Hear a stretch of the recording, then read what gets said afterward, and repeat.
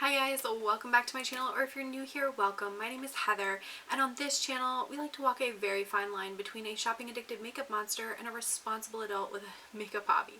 I really enjoy singles, palettes, duochromes, multichromes, shimmers, gloss, blush, highlighter, basically everything but pressed glitter. And today we are going to be talking about this Wet n Wild Nautical Nonsense palette. If that sounds like something you're interested in, stick with me, we're getting into it right now.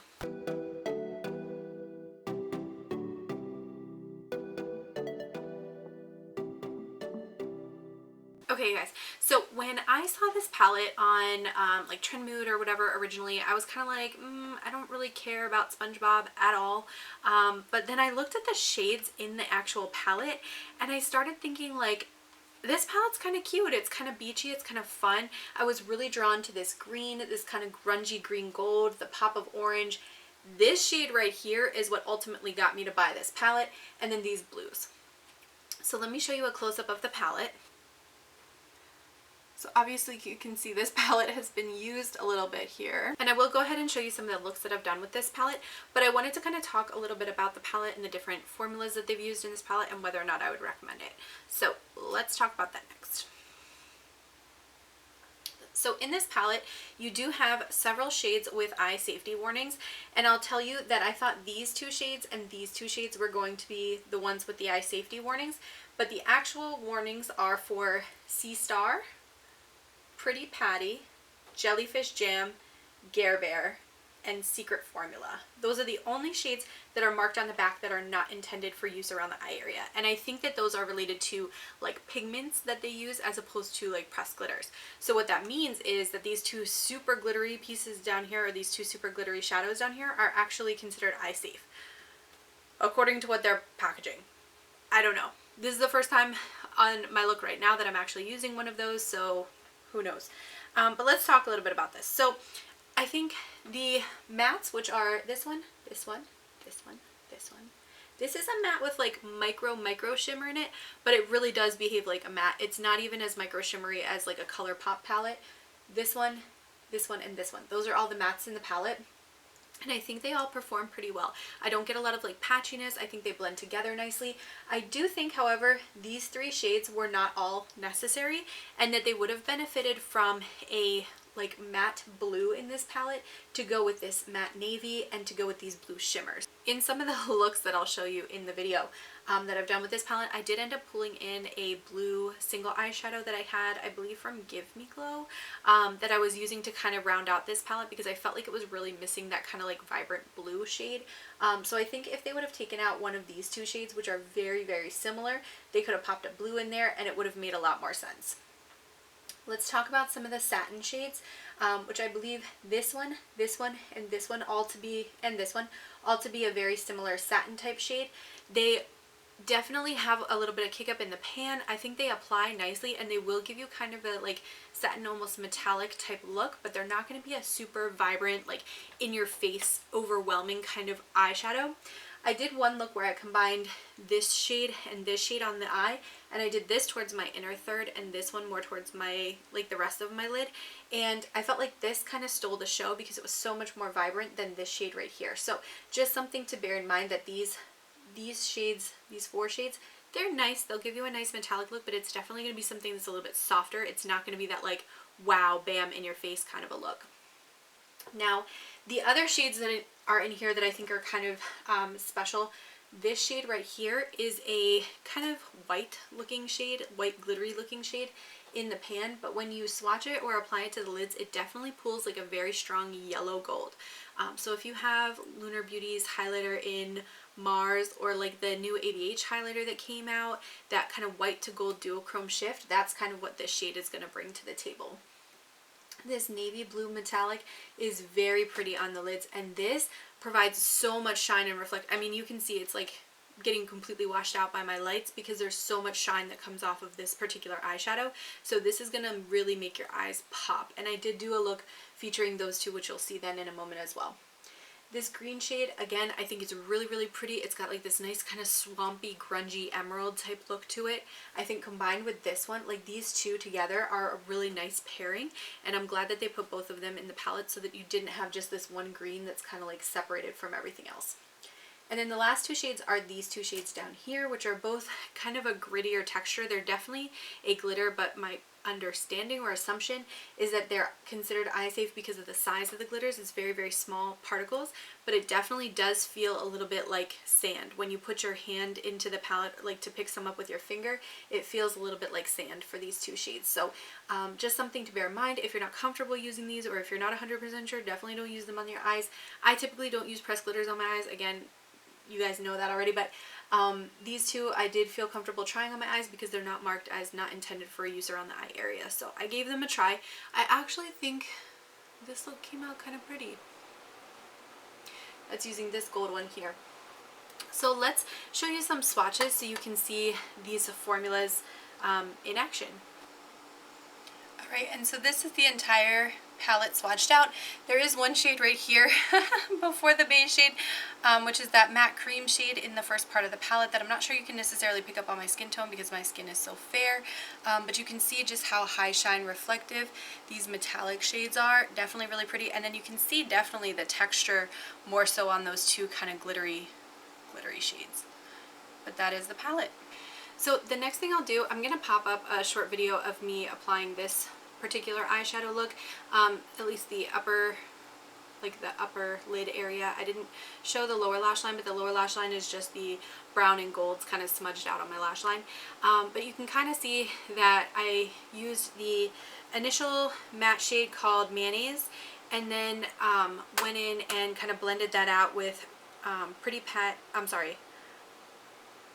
with Howdy Y'all and Sea Star. Those kind of blended out the upper part of my crease, and then I put in Pretty Patty as that kind of bright vibrant orange, at least on the outer portion of my lid. I smoked everything out with Lodo Barnacles, which is the brown that kind of gives you that like smoky look, and then I used Order Up, which is the kind of more gold toned glittery shade, all over the lid with some glitter glue to try to get everything to adhere and look nice. I popped tartar sauce on the inner corner, and then the lower lash line is Square Pants and Lodo Barnacles again. So pretty straightforward look. I do think that it looks really pretty. It's definitely, you know, a pretty standard warm tone neutral look. You probably have 25 palettes in your collection already that can do this, but I think where this palette stands out is some of the other colorful shades that are included in this palette. So the first look that I'm going to show you that I put together with this, I did pull in that bright blue, like I said, from Give Me Glow to kind of round out this, because I really think that this would have benefited from having a matte blue, like mid-tone blue aqua kind of shade, but it didn't, and that's okay. But I put that all over the lid, and then I put Secret Formula into the crease, and then I popped Bikini Bottom and I Captain onto my actual lid. I used Pretty Patty on the lower lash line to kind of give some contrast with the blue and the orange, and then I put orange into my waterline. Now this particular eye look, I was so upset, and you'll be able to see from some of the pictures that the eyeshadow was already starting to break down by the time I was leaving to go to work. So I had not even had this makeup on for about 20 minutes by the time it was already starting to break down on me. And I think honestly that actually was more to do with the primer that I used, which was the Gerard Clean Canvas Primer, as opposed to the eyeshadows, because in the other looks that I've done with this palette using other eyeshadow primers, I have not had that same issue. So I don't think that this palette works very nicely with that primer, just something to bear in mind.